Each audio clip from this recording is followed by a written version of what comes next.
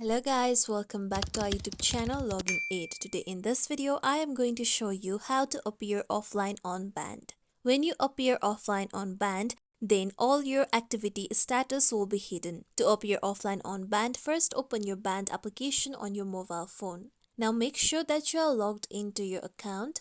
Now here you'll be taken to home. Now tap on your profile on the top right.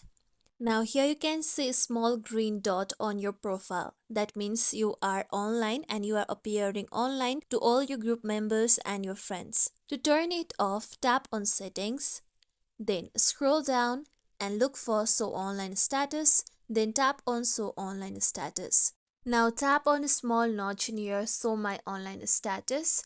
With this, now tap on OK so that you'll be able to be offline.